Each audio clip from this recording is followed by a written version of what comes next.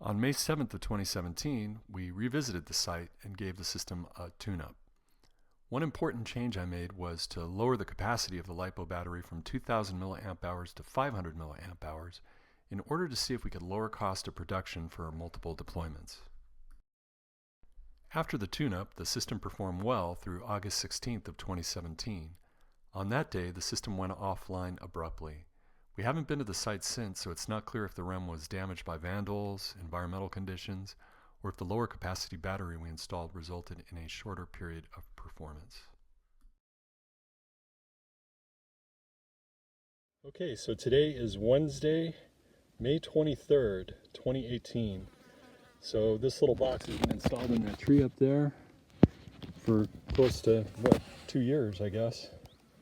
And I can see that the solar LiPo charger is still charging. This isn't working. I'm going to take it back to the office and see what failed on this, but pretty amazing that we were able to get that much performance out of such a small price to pay for hardware.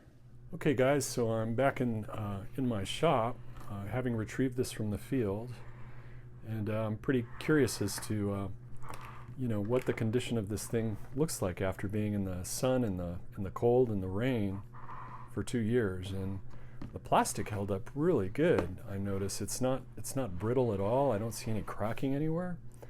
The zip ties that were holding this to the tree came right off as soon as I grabbed the box. I didn't have to cut them. So those sunproof zip ties, I guess they do have a shelf life, being out in the sun.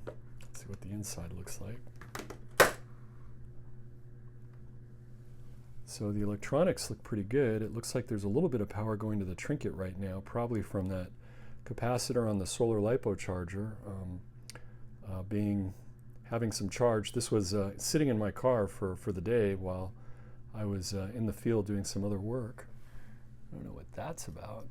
Got a little stick in here. But not bad for being in the field for 2 years. I noticed that this is a little loose, so I guess the heat doesn't work too well with hot glue.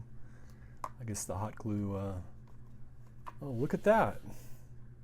How about that? My my phone just woke up. Wow! So there must have been a loose cable or something on this while it was in the field, and the phone had just stopped transmitting, because now it seems to be working okay. Wow, that's really interesting.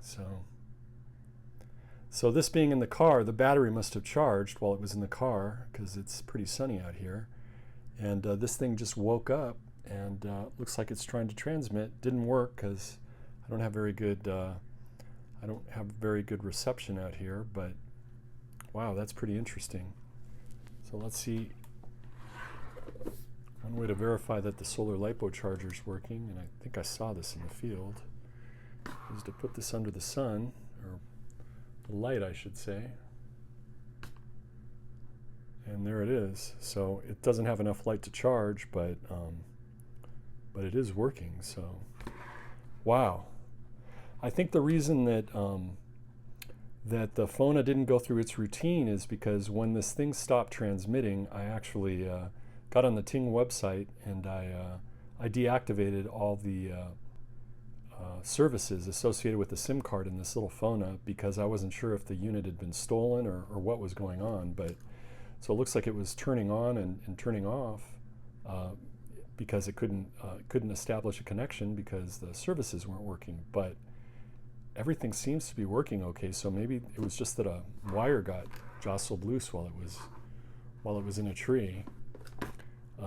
Having these things mounted on breadboards for field deployment isn't the greatest way to do this. I've since moved on to this design, which is a little bit more robust, and I'll have a video out pretty soon on how to build these boxes. I'm working on that right now. So anyway. So there you go, 2 years out in the field, and it still seems to be capable of sending data. Not bad. 2 years later. Pretty cool.